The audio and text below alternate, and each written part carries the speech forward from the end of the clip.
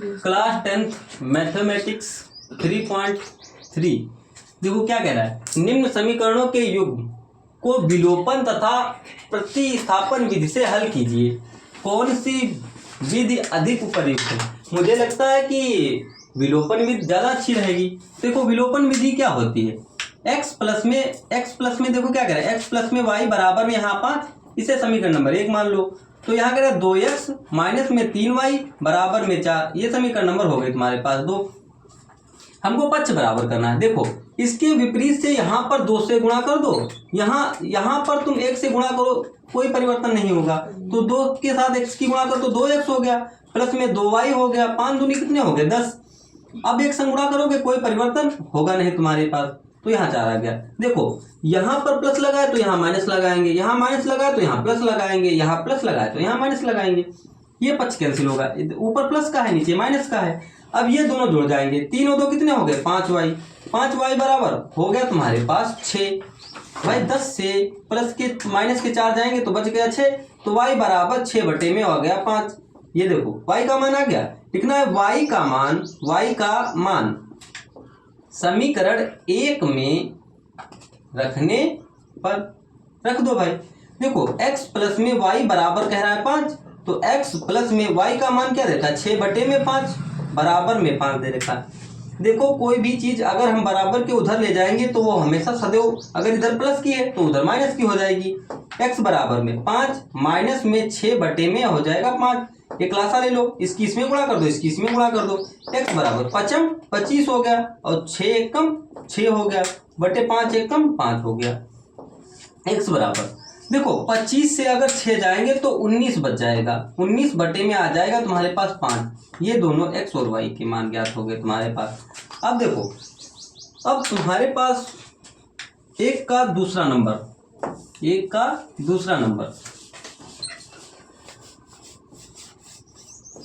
देखो क्या कह रहा है, 3x प्लस में 4y बराबर आ जाएगा 10 और 2x माइनस 2y बराबर आ जाएगा 2 तुम्हारे पास। देखो ये 2 नंबर है, क्या कह रहा है।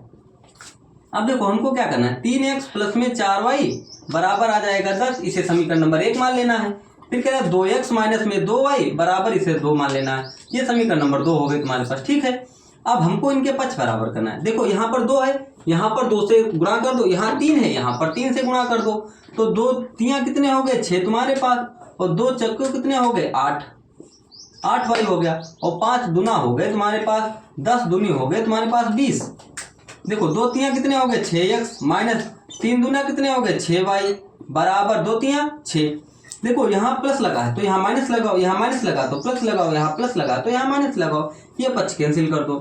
देखो 8 और 6 अब हो गए, देखो दोनों प्लस के हैं, 8 और 6 हो गए 14 तुम्हारे पास, 14 बराबर 20 से 6 गए बच गए 14, तो y बराबर में 14, ये गुणे में है तो उधर बटे में जाएगा, तो 14 से 14 ऊपर नीचे कैंसिल हो जाएंगे, y बराबर 1 आ जाएगा। क्या लिखना है, y का मान समीकरण 1 में रखने पर रख दो। भाई यहाँ पर लिखना है समीकरण 3x प्लस में 4y बराबर में 10 लिख दो, तो 3x प्लस में 4 इंटू y का मान 1 लिख दो बराबर में 10 लिख दो, तो 3x बराबर में 4 एकम 4 बराबर में 10। देखो ये प्लस का है तो उधर माइनस का हो जाएगा, 3x बराबर 10 माइनस में 4, तो 3x बराबर में हो जाएगा 6, तो x बराबर 6 बटे आ जाएगा 3, 3 दूना हो जाएगा 6, x बराबर आ जाएगा 2।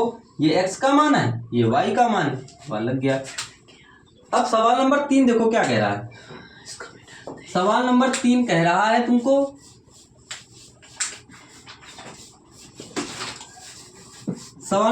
कह रहा है भैया यहाँ पर 3x माइनस में 5y माइनस में 4 बराबर 0 और 9x बराबर में 2y प्लस में 7। अब देखो हमको क्या करना है, यहाँ 3x लिख रखा है माइनस में 5y, देखो ये माइनस का है तो बराबर के उधर जाएगा तो प्लस का हो जाएगा, ये समीकरण नंबर 1 बन गई। यहाँ देखो 9x लिख रखा है, माइनस लगाओ 2y लिखो बराबर में यहाँ 7 है, यहाँ समीकरण नंबर इसको 2 बना लो। ठीक है, 2 बना लिया। अब लिखना समीकरण 1 को समीकरण 2 से घटाने पर, तो घटा दो भाई, 3x माइनस में 5y बराबर में 4 तो 9x माइनस में 2y बराबर हो जाएगा 7। देखो ये समीकरण 1 है, ये समीकरण 2 है। यहाँ पर 9 से गुणा कर दो और यहाँ पर आप 3 से गुणा कर दो, तो 9 3 कितने हो गए 27x माइनस 9 पचे 45 हो गए तुम्हारे पास 45y बराबर 9 चक्कू कितने हो गए 36। अब इसकी गुणा इसमें 7 कर दो, तो 9 3 कितने हो गए 27x हो गया माइनस में, और 3 दूना कितने हो गए 6y बराबर 7 या 21 हो गया। देखो यहाँ माइनस लगाओ, यहाँ माइनस है यहाँ प्लस लगाओ, यहाँ प्लस है यहाँ माइनस लगा दो, ये 5 कैंसिल कर दो।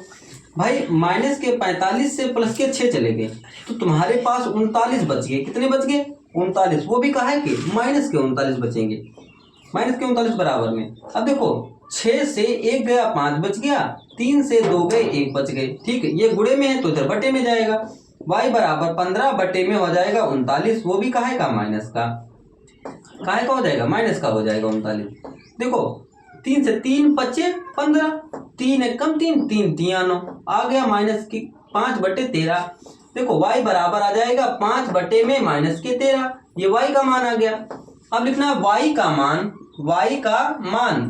y का मान समीकरण 1 में रखने पर, 1 में रखने पर रख दो भाई। अब देखो समीकरण 1 क्या कहती है, ये है तुम्हारे पास समीकरण 1, 3x माइनस में 5y बराबर में 4, तो 3x माइनस में 5 और y का मान देखो यहाँ पर दे रखा है 5 बटे में, यहाँ दे रखा है 13 बराबर में 4। देखो यहाँ भी माइनस है यहाँ भी माइनस, तो माइनस माइनस हो जाएगा प्लस, तो 3x प्लस में आ जाएगा 25 बटे में 13 बराबर आ जाएगा 4। देखो ये प्लस का है, ठीक है, इधर जाएगा काहे का हो जाएगा माइनस का हो जाएगा, तो 3x बराबर 4 माइनस में 25 बटे में 13।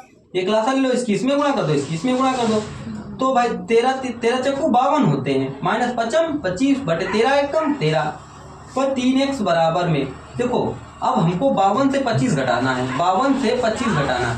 देखो 2 से 5 घटेगा ना, यहाँ से जहाँ यहाँ पे 12 से 5 के बच गए 7, यहाँ बच गए 4 से 2 गए बच गए 2, यहाँ लिख देना 27 बटे में लिख देना 13, ये गुणे में है तो इधर बटे में जाएगा, x बराबर 27 बटे में आ जाएगा 13 इंटू में 3 से 3 नमा 27, x बराबर 9 बटे में 13 आंसर। ये इसका आंसर, ये y, ये x और y दोनों ज्ञात हो गए। देखो प्रश्न नंबर 1 का चौथा नंबर,